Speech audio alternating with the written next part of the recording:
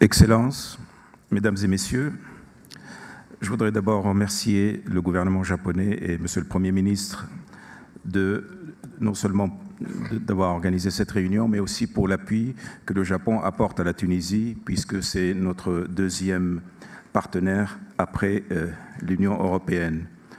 Et je voudrais dire que la Tunisie, surtout celle d'après la Révolution, adhère pleinement au plan d'action, au projet de plan d'action de Yokohama 2013-2017.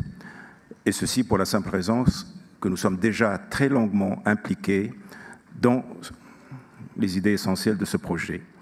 Mais je voudrais insister sur un point, c'est que nous avons l'expérience qu'il ne peut y avoir aucun développement économique durable et juste sans la solution du problème politique. Et pour nous, la démocratie et la bonne gouvernance viennent en première priorité.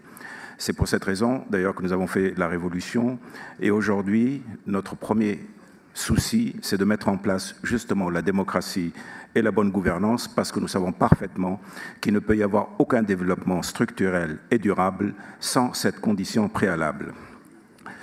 Je voudrais vous dire aujourd'hui que je suis très heureux, je viens d'apprendre que la Constitution tunisienne, le premier projet de la Constitution tunisienne vient d'être soumis à l'Assemblée constituante et que nous espérons avoir cette Constitution assez rapidement.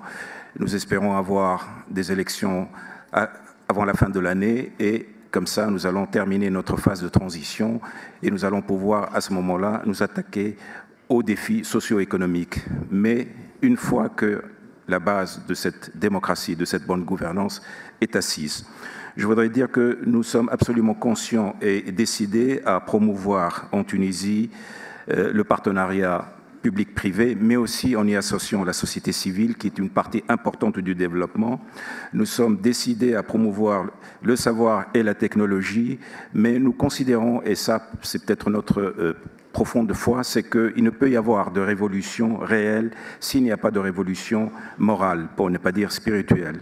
Si le Japon est pour nous un exemple très important, si pour nous le Japon nous aide, je pense que c'est essentiellement non pas au niveau des fonds qu'il va pouvoir mettre dans le développement de l'Afrique, ce n'est pas uniquement dans le transfert de la technologie, mais c'est aussi par l'exemple moral qu'il a toujours donné d'une société résiliente, d'une société qui met des valeurs humaines comme le travail, comme la modestie, comme la persévérance au-devant de tout.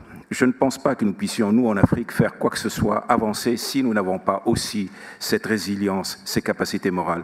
Et je suis très heureux et très fier de dire que ces qualités sont aujourd'hui largement représentées essentiellement par nos femmes. La femme africaine est aujourd'hui la représentante de cette résilience, de cette nouvelle force. La jeunesse africaine est aussi largement représentative de cette nouvelle mentalité. Avec cette résilience, avec cet exemple moral, je pense que l'Afrique est effectivement bien partie, contrairement à ce qu'on a toujours dit. En tout cas, la Tunisie est fière de faire partie de cette nouvelle Afrique. Elle est fière de cette Afrique qui se réveille, qui avance, qui met en place des nouvelles structures politiques, sociales et économiques. Et nous sommes très heureux de voir que nos amis japonais sont avec nous. Quand je vois hand in hand with a more dynamic Africa, ça me rassure sur le fait que les humains savent se faire la guerre, mais aussi savent se faire la paix et que la fraternité humaine l'emportera toujours sur le reste. Merci beaucoup.